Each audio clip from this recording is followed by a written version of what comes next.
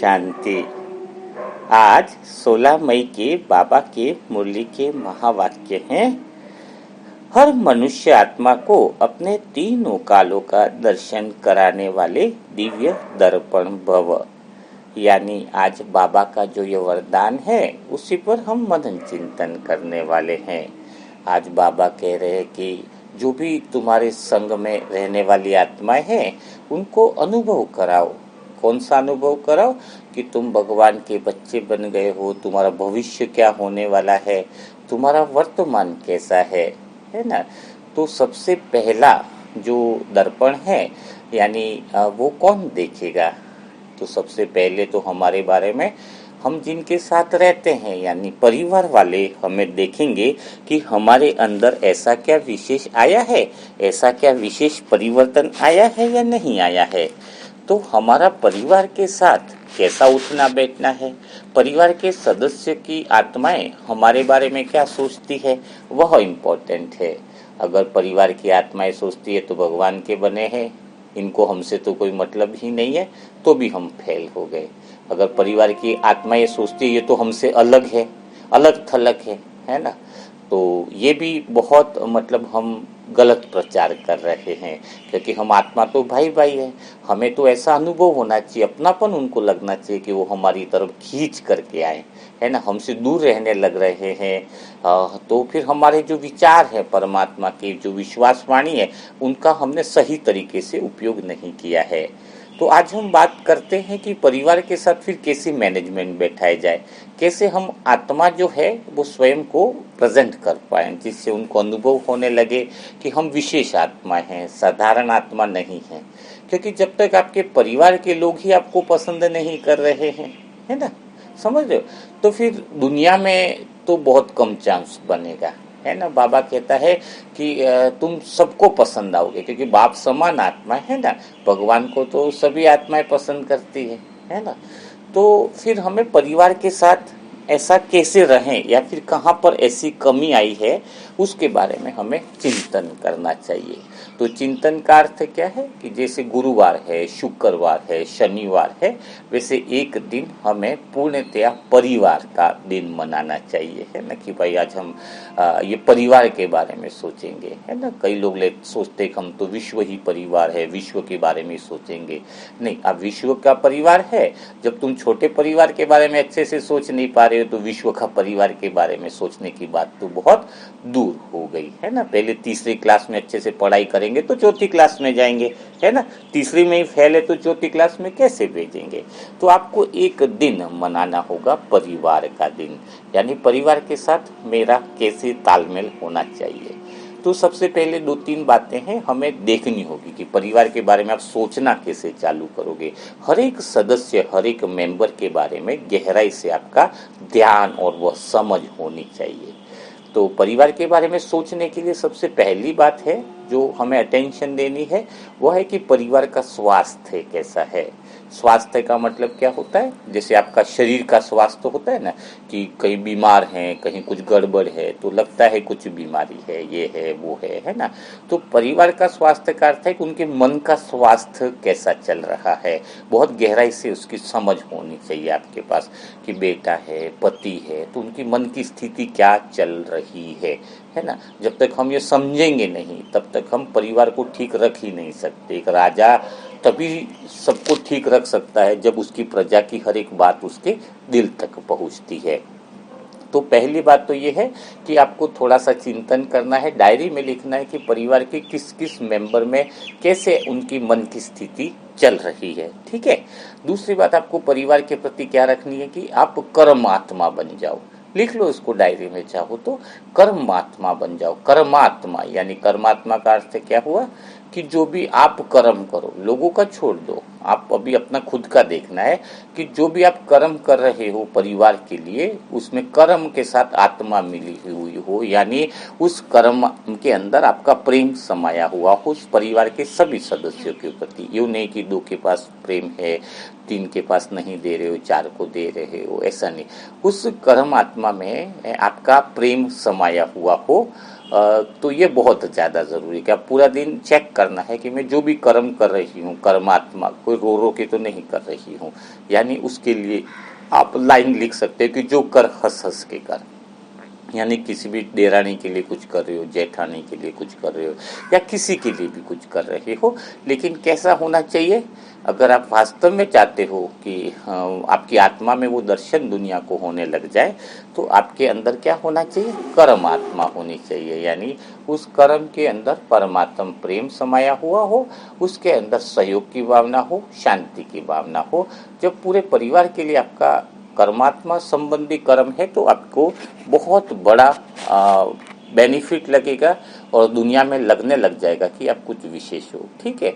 तीसरी बात है जहाँ पर हमें अटेंशन देने की बहुत ज़्यादा ज़रूरत है, तो आत्मा के तीनों कालों का दर्शन हम करवा सकते हैं।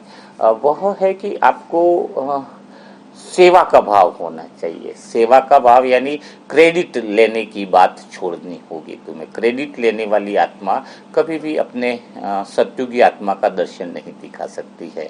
तो तीसरी बात क्या बताई? क्रेडिट लेते हैं कई सारी आत्माएं। बाबा के बच्चे देखो, मैंने तुम्हारे लिए कितना सारा किया, घर का सारा काम मैं करती हूँ, है ना। नड़द वगैरह तो बैठे ही रहते हैं। कोई इंसान है बोले मैं ही कमा के घर वालों को ला करके देता हूँ, पूरा दिन मैं मेहनत करता हूँ, ये दो तो बैठे ही रहते हैं। तो यह क्या हो गया? क्रेडिट लेने वाली बात हो गई। जो क्रेडिट लेता है वो तो सारी दुनिया वाले भी कर्म वैसे ही कर रहे हैं, लेकिन तुम्हारा कर्म तो कैसा होना चाहिए? कर्म आत्मा होना चाहिए। तो क्रेडिट नहीं, सेवा भाव है या नहीं। परिवार के प्रति आपको चेक करना है कि मेरा क्रेडिट लेने का भाव है या सेवा करने का भाव है। तो जब अगर परिवार के प्रति भगवान ने तुम्हें इस धरती पर भेजा है तो सबसे पहली सेवा स्व सेवा होगी, यानी खुद की सेवा करो अच्छे विचार करके। और दूसरी जो सेवा है वह है परिवार की सेवा, और तीसरी सेवा विश्व की सेवा है।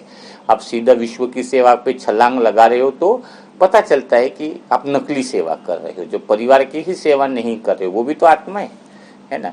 तो आपको क्या लगना चाहिए कि आप परिवार के साथ पूरा दिन अर्ली इन द मॉर्निंग से आपका सेवा भाव रहे कि मुझे परिवार के प्रति सेवा भाव रखना है ना। सबकी सेवा करनी। कोई बैठा है, ले भाई तुम्हें चाय चाहिए, पानी चाहिए, आप दो। अच्छा बच्चे कपड़े चाहिए तुम्हें, चलो मैं ला के देती हूँ। ठीक है। संपूर्ण सेवा भाव हृदय से होना चाहिए कि मैं सेवा भाव के लिए ही इस परिवार में हूँ। ठीक है। ये हो गई तीसरी बात। चौथी बात है जो क्लियर होनी चाहिए आपके जीवन में परिवार को बढ़िया से रखने के लिए, वह है उनके साथ संवाद। संवाद मतलब क्या होता है कि सबके साथ आपकी बातचीत होनी चाहिए।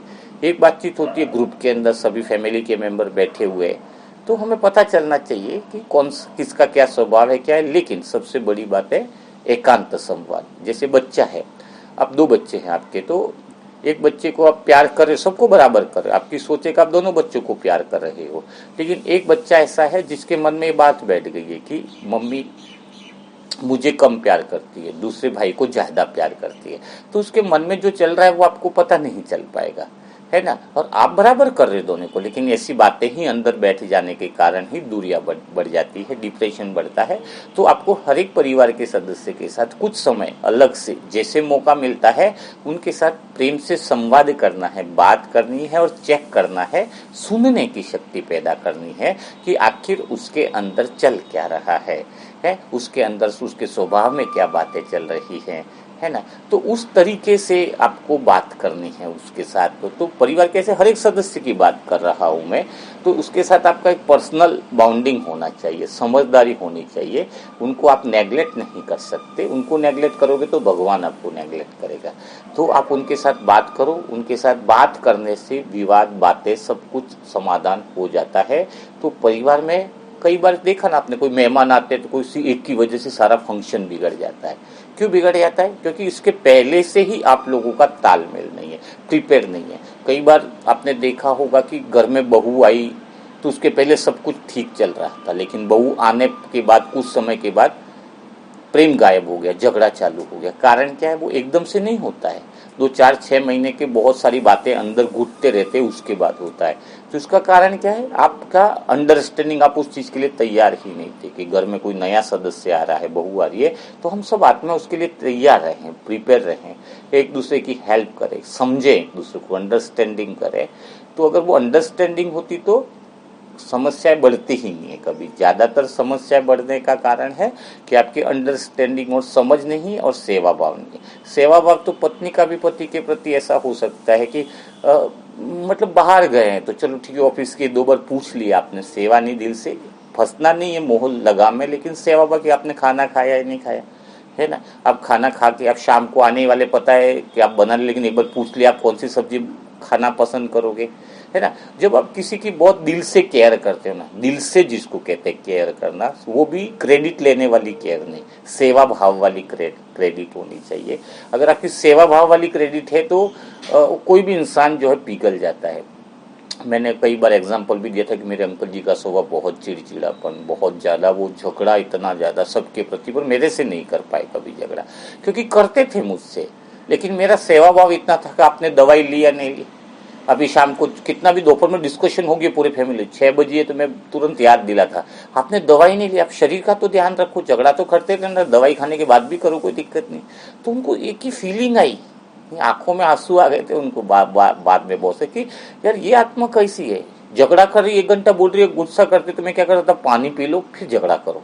तो उनको लगता पानी पीने से तुम्हारा शरीर ठीक रहेगा, एनर्जी रहेगी। मुझे उनकी बात से कोई फर्क नहीं पड़ता था, मैं एवरी टाइम केयर करता था सबकी कि भाई आपको क्या चाहिए, आपको क्या करना है।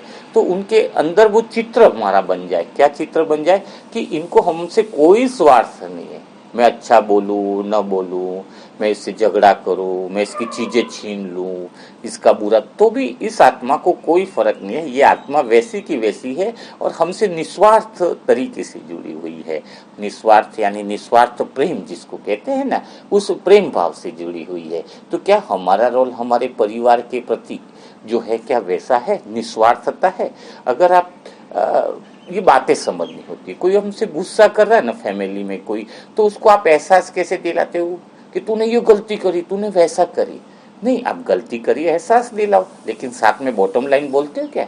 बॉटम लाइन बोलनी पड़ती है कि यार तूने ये गलती करी है, तूने अच्छा नहीं किया, लेकिन इसका अर्थ ये नहीं कि मैं तुझसे प्यार नहीं करता, मैं तुझसे बहुत प्यार करता हूँ, लेकिन मैं तुझे ये बताना चाह रहा हूँ, और ये भी नहीं कि मैं सही हूँ, मुझे ऐसा लग रहा है कि तुमने गलती करी है। नहीं तो कई बार तुम ऐसा बोल देते कि तुम ही दुनिया के सत्यवादी इंसान हो, तुमने गलती कर दी। नहीं, कितना भी दिख रहा हो आपको से, उसका एटीट्यूड क्या है वो समझना होता है। तो उससे बारे में आप बात करो कि भाई तुमने गलती तो करी है, बट आई लव यू, मैं तुमसे बहुत प्यार करता हूँ। तो बॉटम लाइन बोलना भूल जाने से आप जो बात उसको बता रहे हैं तूने गलती कहाँ करी, वो उसको याद नहीं रहता है, वो उस चीज़ों के बारे में याद, उसको ये रहता है कि मम्मी ने या भाई ने ऐसा बोल कैसे दिया मुझे। वो फिर अब जो सुधारने के लिए बोला वो बात नहीं सोच पाती है वो आत्मा, वो बात पिंच कर जाती है कि उसने मुझे ऐसा बोला क्यों। और जब आप बॉटम लाइन बोलते हो कि नहीं ऐसा कुछ है, गलत है और मुझे लग रहा है, लेकिन मैं तुमसे प्यार बहुत करती हूँ, खाली बताना चाहती हूँ, तो ये बॉटम लाइन अगर बोलने की हिम्मत है तो वो बात बोलो किसी की गलती की। अगर बॉटम लाइन हिम्मत नहीं है तो तुम्हारी इमेज गलत बाहर जाएगी। तो यह बात भी आपको समझनी चाहिए। और परिवार में स्वभाव को समझने की बात जहाँ तक है, तो कब आप मदद कर रहे हो या मदद के नाम पे उनको परेशान कर रहे हो घर में, फैमिली में कई लोग बहुत राय दे दे करके, जैसे हस्बैंड उदासी में उसको क्या अच्छा लगता है कि वो उदास है तो कोई उससे बात करे, तो उसको अच्छा लगता है, उसका स्वभाव है। और एक वाइफ का स्वभाव कैसा है कि अगर मैं उदास हूं तो मुझसे कोई बात नहीं करे, मैं एकांत में जाकर बैठ जाऊं। तो अब वाइफ और हस्बैंड का दोनों का ऑपोजिट क्यों हो रहा है? क्योंकि हस्बैंड को उदासी में क्या अच्छा लगता है कि कोई उससे उस समय बात करे। वाइफ का स्वभाव क्या हो रहा है कि कोई उदास है तो उस समय उसको कोई छेड़े नहीं, उस समय के लिए एकांत छोड़ दे। तो ये एक्चुअल में झगड़ा नहीं है, ये दोनों का स्वभाव है। अगर हम लेफ्ट ब्रेन और राइट ब्रेन की बात करें और हम समझ जाए कि हस्बैंड का स्वभाव ऐसा है कि उनको उदासी के समय किसी की बात करनी, तो हम उस तरीके से रिएक्ट करें। और हस्बैंड को ये सोचना चाहिए कि वाइफ को ऐसा पसंद है कि उदासी के समय वो एकांत रहना चाहती है, तो वो ठीक है, वो अपनी जगह ठीक है, मैं अपनी जगह ठीक हूँ। तो मदद तब होगी जब हम वो वैसा करें। अब वाइफ का स्वभाव है कि उदासी में एकांत रहना, तब उसको तुम बड़बड़ करोगे तो उसकी मदद नहीं कर रहे, तुम उसको और फ्रस्ट्रेशन दिला रहे हो, तो उसको थोड़े समय छोड़ना होगा एकांत, है ना। और आप खुद एकांत में रह करके ठीक हो जाते हो, लेकिन हस्बैंड उदासी के समय बात करना उसको अच्छा लगता है, उससे बात करो, तो आपको उनके स्वभाव के अनुसार चलना चाहिए, है ना। तो सबकी वृत्ति, है ना, जैसे शरीर अलग है तो सबका स्वभाव संस्कार अंदर से कुछ अलग होता है। तो हमें उस बात की अंडरस्टैंडिंग होनी चाहिए, हमें उस बात की क्या होनी चाहिए, समझ होनी चाहिए, तो हम परिवार को बहुत अच्छे से चला सकते हैं। और अगर हम वही चीज़ देखें और हम लोग अगर इसमें आगे बढ़ते हैं, तो आगे बढ़ने पर हमें क्या समझ में आता है कि परिवार के साथ हमें कैसे रहना है। तो रहने में आपको आज बहुत महत्वपूर्ण और गहरी बात आपको समझा रहा हूँ। एक बात पक्की कर लो, अगर फैमिली में प्यार बढ़ाना है, फैमिली का स्वास्थ्य अच्छा तभी रहेगा जब आपस में प्रेम होगा। प्रेम ही गायब है तो समझ लो परिवार में आने वाले टाइम में तलाक, बाप बेटे के झगड़े, सब इसकी इसकी जो वो क्या बोलते हैं कि इसकी निशानियां शुरुआत में दिखने को दिख जाती हैं, और हम उस समय ध्यान नहीं देते। जब एक दूसरे का प्रेम खत्म हो रहा है, एक दूसरे से टाइम पास के लिए जवाब दे रहे हैं, और एक दूसरे को काम भी कैसा करा रहे हैं कि जैसे एहसान करे, जैसे कहते हैं ना बच्चे को काम कराया गया, तो आपको चेंज समझ में नहीं है। छोटा बच्चा था, काम करा रहे थे, अच्छी बात है, वो थोड़ा सा बड़ा हो गया, उसको बार बार नहीं कह सकते ये सामान लेके आ, वो लेके आ, तो वो जो बदलाव हुआ उसको आप महसूस नहीं कर पा रहे हो। तो परिवार के बारे में बारीकी समझ आपको आधा एक घंटा देनी होती है ना। परिवार की आप आँख हो, ज्ञान का तीसरा नेत्र है, आपको समझ है। तो सबसे बड़ी समझ क्या है जो परिवार को बहुत आगे बढ़ा सकती है, इस बात को हमें समझना होगा। तो सबसे बड़ी जो समझ है वो यह है कि आज हर एक आत्मा कामयाब होना चाहती है, चाहे वो परिवार की आत्मा हो, चाहे गली मोहल्ले की आत्मा हो, चाहे समाज में है। तो हमारा तो उदाहरण ऐसा हो कि परिवार के लोगों में जब अच्छी मैसेज जा रहा है तो गली मोहल्ले और समाज में भी अच्छा मैसेज जाता है। तो सबसे मेन बात है जो समझ होनी चाहिए वो होनी चाहिए कि किसी भी इंसान की सफलता के पीछे किसी इंसान का हाथ होता ही है, यानी किसी एक आत्मा का हाथ होता ही है। कहा गया ना कि किसी न किसी की सफलता के पीछे उसका कोई न कोई एक ऐसा रहता है जिसकी वजह से ही वह सफल होता है। तो वो एक्चुअल में वो होता कौन है? हमेशा सुनते तो आए, क्या वो जो सफल होने के पीछे जिसका हाथ होता है, क्या वो उसके काम में मदद करता है, क्या उसके साथ दिन रात बैठा रहता है? नहीं। इसका अर्थ क्या है? इसका अर्थ है कि जो इंसान सफल हुआ है ना, उसके पीछे कोई एक ऐसी आत्मा होती है जो यह एग्री करती है सक्सेस के लिए। क्या एग्री करती है कि तू ये कर सकता है, मैं एग्री करती हूँ कि तूने जो सोचा है, नया कुछ करने का सोचा है, डॉक्टर बनने का सोचा है, इवन जो कुछ भी किया करना चाह रहा है, उसके लिए कोई न कोई ऐसा पर्सन होता है जो एग्री होता है कि तू कर सकता है, और वही उसके लिए पावर बन जाता है, वही उसके लिए प्रार्थना बन जाती है, वही उसके लिए ताकत बन जाती है। तो आप करते क्या हो बच्चों के साथ? थोड़ी सी गलती दिखी, तू तो कुछ कर ही नहीं सकता। भाई में कुछ तकलीफ दिखी, बहुत गंदी आदत दिखी, तेरे जीवन में तू कुछ भी नहीं कर सकता है। इन एवरी टाइम वो क्या हो जाता है, फिर वो गड़बड़ ही पैदा करते हैं। तो आपको परिवार के सदस्य के प्रति एक काम करना है, क्योंकि उनके जीवन में कोई ऐसा नहीं है जो एग्री करे कि तुम कुछ कर सकते हो। समझ में आए? जब हमारे जीवन में भी लोगों ने एग्री करना बंद कर दिया कि तुम कुछ कर सकते हो, तो हम भगवान से एग्रीमेंट लिया है। भगवान से आशीर्वाद का अर्थ है कि भगवान हमें कहता है, विश्वास दिलाता है, एग्री करता है वह कि तुम बहुत कुछ कर सकते हो, वो संभावनाएं व्यक्त करता है, वो विश्वास दिलाता है। तो भगवान हमें बहुत ज़्यादा विश्वास दिलाया, संभावनाएं दिखाई, तो आज हमें लगता है कि हम कुछ भी कर सकते हैं।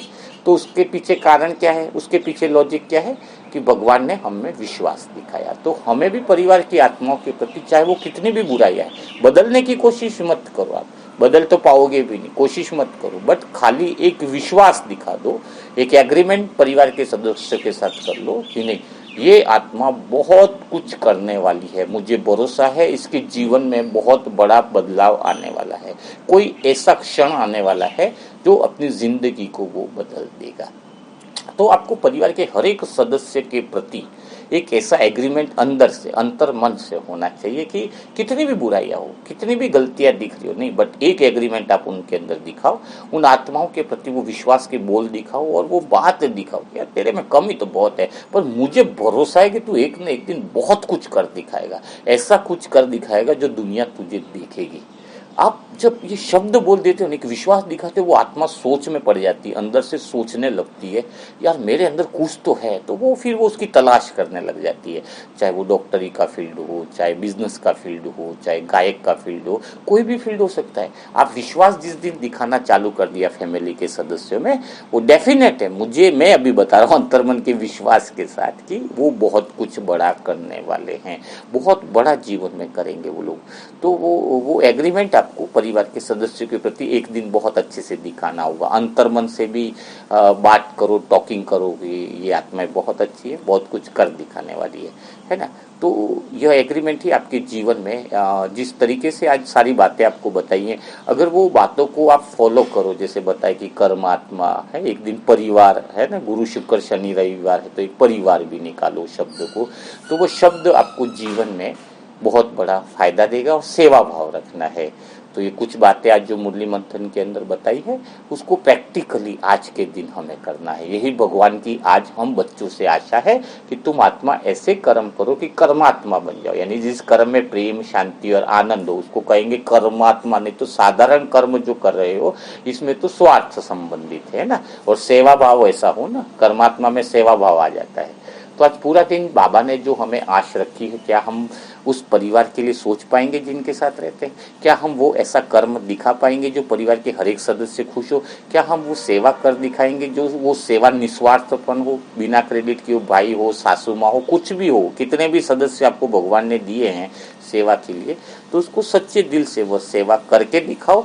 तो फिर आप जीवन के अंदर सच्चे अर्थों में लगेगा कि आपकी आत्मा के तीनों कालों का दर्शन सबको होने लग गया है। तो कल फिर हम मुलाकात करेंगे ऐसे ही मुरली मंथन के साथ। तब तक के लिए सभी भाई बहनों को ओम शांति।